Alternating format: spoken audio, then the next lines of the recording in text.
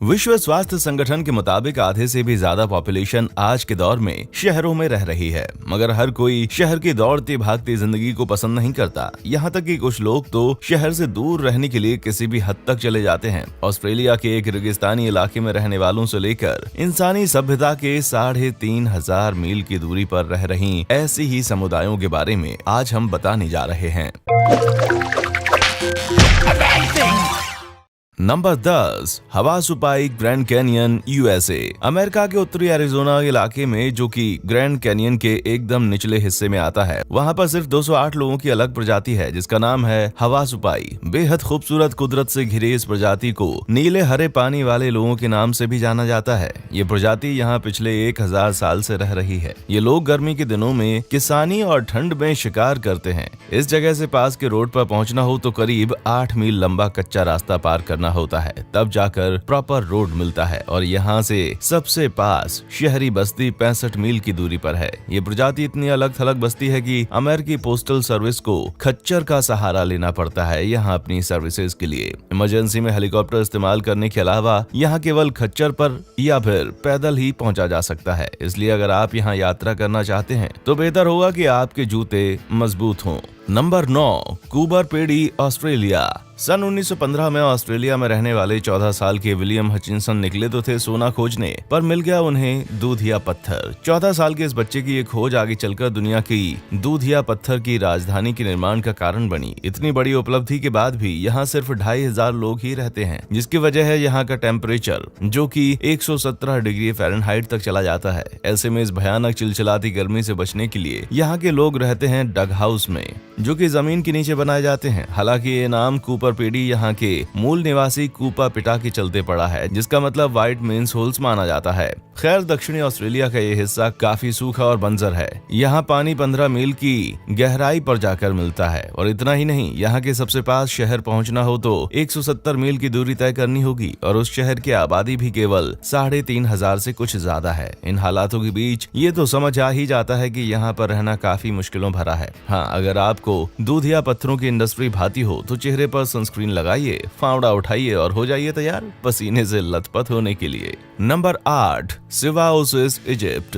हजारों मील खाले पड़े सहारा रेगिस्तान से घिरा है सिवाओसिस। ये एक उस स्वर्ग के जैसा है जो मिनरल्स यानी कि खनिजों, सॉल्ट लेक्स यानी कि खारे पानी की झीलें, ताड़ और जैतून के पेड़ों से सराबोर है। दूर सुदूर खाली पड़े रहने के चलते इस बात में कोई ताज्जुब नहीं कि यहाँ भी एक ऐसी सभ्यता मौजूद है जो सैकड़ों वर्षों से बिना बदले पहले की जैसी ही आ रही है। मिराज से भी कोसों दूर मौजूद ये जगह कायरो से 350 मील की दूरी पर है। इसके सबसे पास का शहर यहाँ से 150 मील से भी ज्यादा दूरी पर है। पास ही खारे पानी की झीलों से निकली मिट्टी की मदद से यहाँ के घर बनाए जाते हैं जो एक अद्भुत नजारा लगते हैं। मगर इन अद्भुत घरों को बनाने की मेथड इतनी गुप्त होती है कि बाहर के लोग इसका अंदाजा ही नहीं लगा पाते कि किस तरह के ये घर बनाए जाते होंगे। ये जगह और यहाँ के लोग इतने अलग थलग हैं कि साल 2016 में जाकर पहली बार यहाँ बिजली जैसी चीज आई, और वो भी सोलर प्लांट के जरिए। कई सौ सालों से दुनिया से दूर अपनी ही दुनिया में यहाँ के ये 30,000 लोग रह रहे हैं। इनकी अपनी सभ्यता और पहचान है, साथ ही अलग अलग भाषाएं भी हैं, जिसे सिवी कहते हैं। कुदरत की इस अद्भुत जगह और सभ्यता से मिलना मानो वैसा ही है जैसे हम कई सौ सालों पीछे जाकर जिंदगी को देख रहे हों।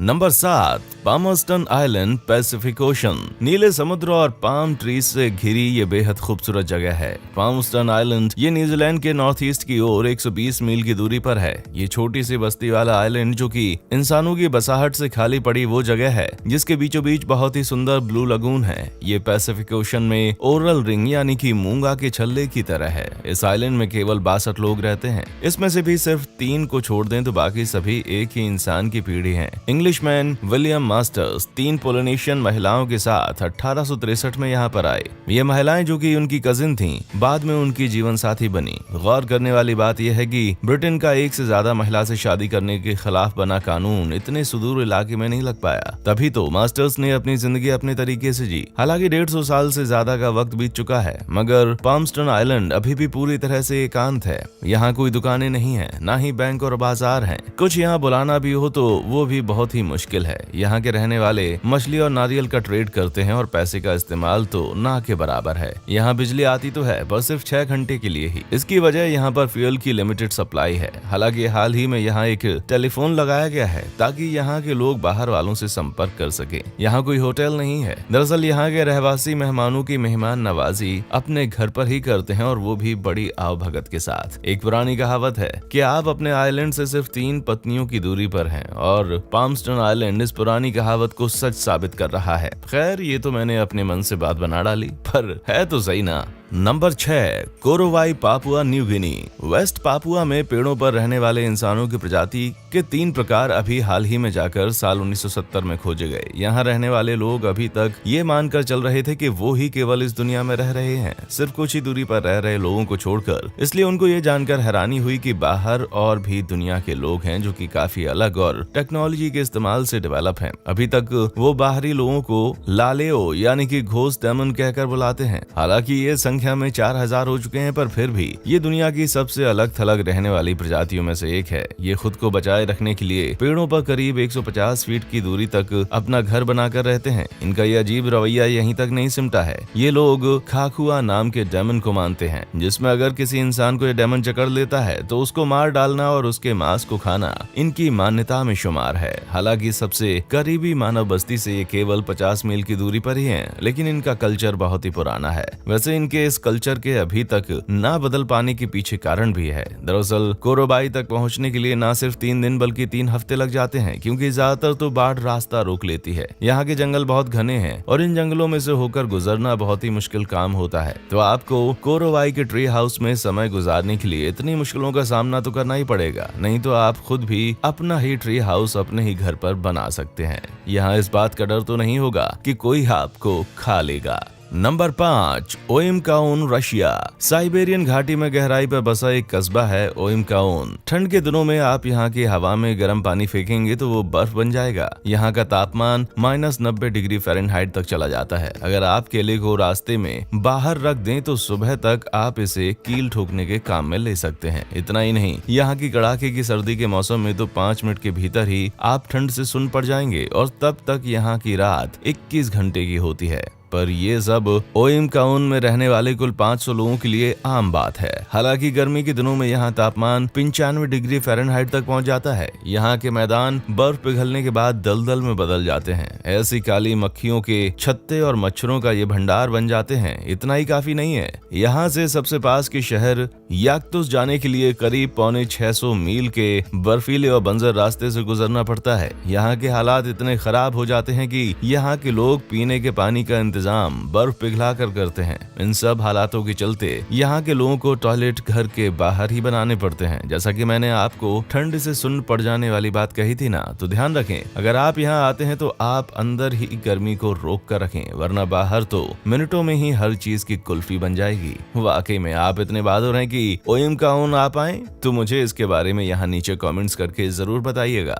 Number 4, McMurdo station Antarctica. ये अलग थलग प्रजाति धरती के सबसे दक्षिणी छोर पर मौजूद जमीन पर है, जहां जहाज से ही पहुंचा जाता है। यह अंटार्कटिका का सबसे बड़ा रिसर्च सेंटर है। यहाँ गर्मी के दिनों में 2000 के आसपास लोग अलग अलग बनी करीब 100 बिल्डिंग्स में रहते हैं। ठंड के दिनों में ये संख्या सिर्फ 20 तक रह जाती है। दिसंबर 1955 में बने मैकमुर्डो पर एक बंदरगाह है, बर्फ पर लैंडिंग स्ट्रिप है और एक हेलीकॉप्टर पोर्ट है। हालांकि इस जगह के सबसे पास का शहर 2200 मील की दूरी पर न्यूजीलैंड के इनवरकारगिल है। इसके बावजूद यहाँ पर काफी सुविधाएं हैं। यहाँ एक बहुत ही छोटे से घर से लेकर 3 मंजिला बिल्डिंग तक है। साथ ही यहाँ पर डोरमिटोरीज, बिजली और वाटर डिस्टिलेशन प्लांट, लेबोरेटरीज और कुछ बार भी हैं। बर्फदार अंटार्कटिका का -58 डिग्री फ़ारेनहाइट वाला टेम्परेचर रात में जीन्स टी शर्ट पहनकर बाहर निकलने वाला नहीं होता है। नंबर 3, ट्रिस्टान डा चुना। जहां 1750 मील की दूरी पर सबसे नजदीकी शहर साउथ अफ्रीका का केप टाउन है। ट्रिस्टान डा चुना करीब 250 लोगों की बाकी दुनिया से काफी दूर अलग अलग रहने वाली जगह है। यहाँ के लोग मिलजुल कर खेती करते हैं और यहाँ की पॉपुलेशन कुछ समय बाद भी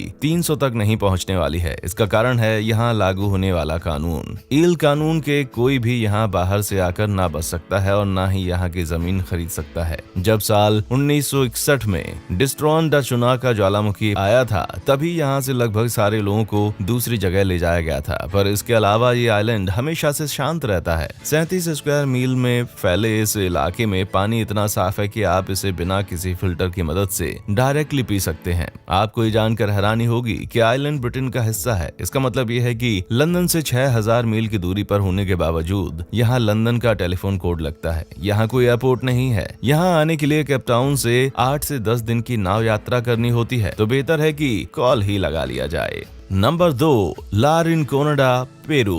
आप अचंभित हो सकते हैं जानकर कि ला रिनकोनेडा किस ऊंचाई पर बसी जगह है। ये धरती के आखिरी महाने पर मौजूद जैसा है। इंडस के पहाड़ों के बीच समुद्र के तल से 3 मील की ऊंचाई पर बसी ये प्रजाति दुनिया की सबसे ऊंची जगह पर रहने वाली प्रजाति है। इस बदतर हालात वाले कस्बे में करीब 50,000 लोग रहते हैं। यहाँ के मकान मेटल शीट से बने हैं। सुविधाओं के नाम पर गिनी चुनी चीजें ही हैं। यहाँ के लोकल बस पहाड़ खोद कर सोना निकालने की बाट जोहते रहते हैं।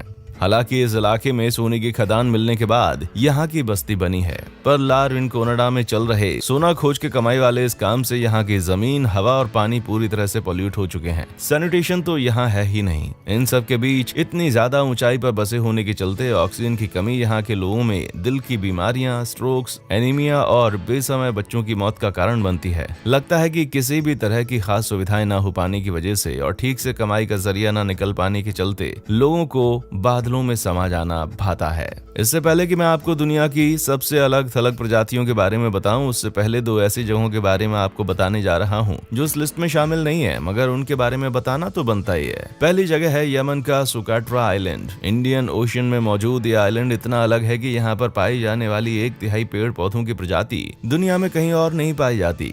इसमें शामिल है एलियन की तरह दिखने वाला ड्रैगन्स ब्लड ट्री। इन्हें ऐसा इसलिए कहा जाता है क्योंकि इनके कटने से इनमें खून के रंग का लिक्विड निकलता है। सुकोट्रा आइलैंड यमन की कैपिटल सना से 400 मील की दूरी पर है। यहाँ करीब 40,000 लोग रहते हैं, लेकिन सन 2011 में जाकर यहाँ रोड बनी है। अगली जगह है तिब्बत का मोट्यू। आधे साल तक तो इस हरे भरे देश तिब्बत की जगह पर बर्फ जमी रहती है और बाकी आधा साल बरसात और कीचड़ में सना रहता है। यहाँ वाहनों से पहुँचना बहुत ही मुश्किल है, जिसके चलते 4 दिन के ट्रैक के बाद यहाँ तक पहुँचा जाता है। इतनी अलग थलग जगह होने के बावजूद यहाँ 10,000 मेनबा और लौबा लोग रहते हैं। इन लोगों का यहाँ रहना इनके रोजाना के जीवन जीने को देखकर सही लगता है।